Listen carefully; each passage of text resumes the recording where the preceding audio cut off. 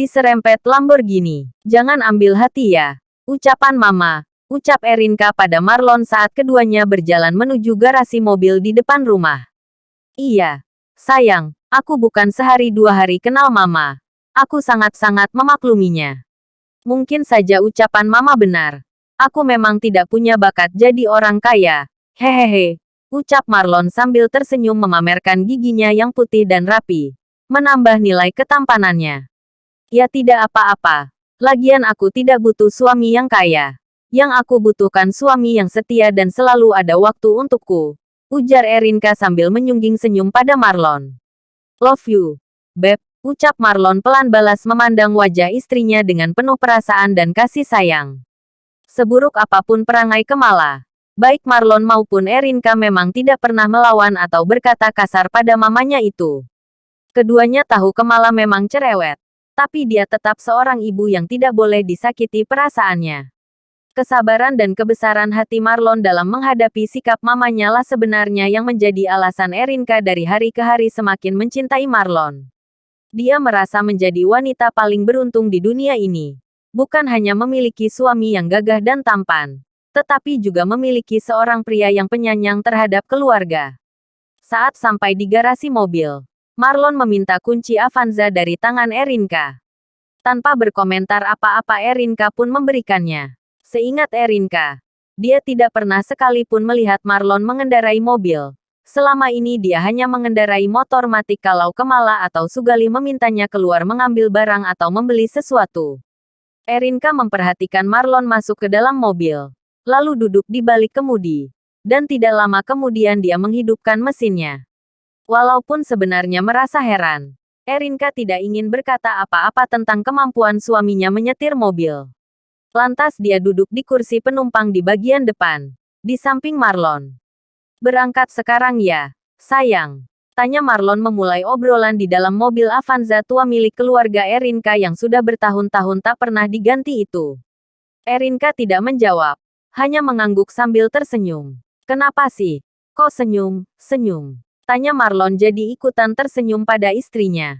Enggak apa-apa, jawab Erinka. Jawab jujur. Kamu takut nabrak ya? Karena aku yang nyetir. Tanya Marion coba menebak pikiran Erinka. Aku enggak berpikir seperti itu. Aku hanya merasa surprise saja. Karena selama ini aku belum pernah melihat kamu nyetir mobil. Jawab Erinka menjelaskan pada Marlon. Selama ini Marlon memang tidak ingin menunjukkan apapun kelebihan pada dirinya. Semata-mata karena dia ingin menyembunyikan identitasnya dan memilih jadi orang yang sederhana dan dipandang tidak punya apa-apa di hadapan Erinka dan keluarganya. Ya sama aja itu sih, karena kamu belum pernah melihat aku nyetir jadi kamu was-waskan mobilmu ini nanti nabrak. Hayo ngaku. Hehehe, canda Marlon sambil menunjuk ke arah Erinka. Enggak sama sekali kok, karena aku udah kenal kamu luar dalam. Kamu pasti tidak akan sembarangan melakukan tindakan yang kamu akan ambil. Kalau kamu merasa mampu, pasti kamu mau melakukannya. Betul begitu. Kan, sayang? Tegas Erinka sambil mengutarakan sifat Marlon yang sudah sangat dikenalnya. I don't know, ucap Marlon sambil mengangkat kedua bahunya. Erinka langsung mencubit lembut lengan Marlon yang besar dan kekar. Setelah Marlon memandu mobil Avanza berwarna hitam itu di jalan raya, Erinka bisa merasakan kalau hari ini Marlon sangat berbeda. Rupanya dia piawai memandu mobil. Cara menyetirnya halus dan tenang, membuat penumpang merasa nyaman. Erinka menyimpulkan, kalau suaminya itu mempunyai sisi lain pada dirinya yang belum dia ketahui. Jadi Erinka meralat sendiri ucapannya, kalau dia sudah mengenal Marlon luar dalam. Karena kenyataannya tidak seperti itu. Bagian luar tubuh Marlon memang sudah semua Erinka jelajahi. Mulai dari dadanya berbulu halus hingga area ketiaknya yang selalu dicukur bersih. Bagian bokongnya yang pejal dan berbulu halus. Serta bagian sensitifnya yang memiliki ukuran besar seperti yang dimiliki oleh laki-laki dari benua hitam. Tetapi, bagian dalam diri Marlon, sepertinya banyak yang belum dia ketahuinya. Buktinya setelah 3 tahun berlalu baru kali ini dia tahu kalau Marlon memiliki kepandaian mengemudi yang sangat baik. Saat Erinka termenung mengingat akan diri suaminya, Marlon sendiri tiba-tiba terbayang kejadian 10 tahun lalu saat dia berusia 15 tahun. Saat pertama kali dia bertemu Erinka yang telah menyelamatkan nyawanya dengan sebuah bakpao. Sayang, kamu masih ingatkan kedai bakpao gemilang? Tanya Marlon membuka obrolan kembali dengan Erinka. Ya, ingatlah.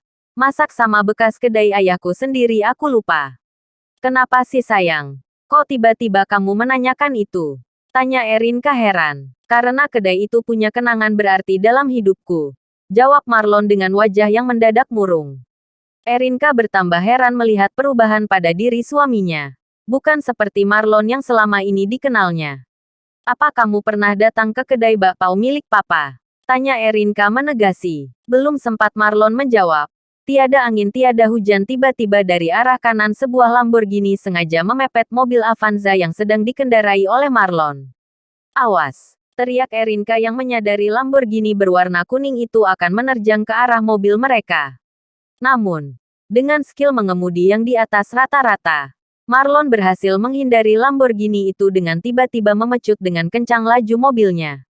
Sayang, pastikan sabuk pengamanmu. Dan berpeganganlah yang kuat. Ucap Marlon saat menyadari Lamborghini itu tidak ingin melepasnya begitu saja. Erinka sangat ketakutan hingga membuatnya menjerit seketika saat Marlon menambah kecepatan mobilnya kembali.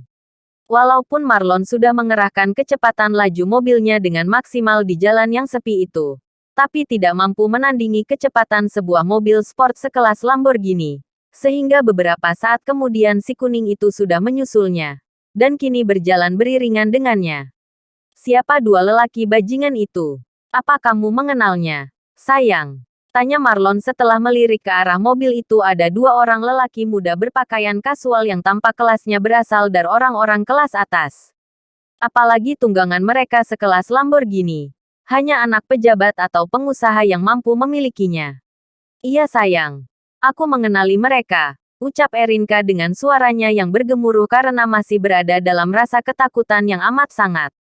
Siapa mereka itu? Tanya Marlon sambil terus mengimbangi laju mobil Lamborghini di samping kanannya. Lelaki yang mengemudi mobil itu namanya Hendrik Iriawan.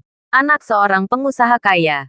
Sedangkan yang duduk di sebelahnya, Tony Sudipyo, putra dari salah satu pejabat di kota ini.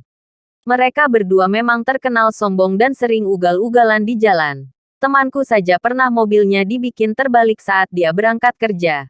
Tapi untungnya dia baik-baik saja. Hanya saja mobilnya rusak parah. Jelas Erinka mengingat kejadian beberapa minggu lalu itu. Sehingga dia begitu mengenali kedua lelaki kejam itu.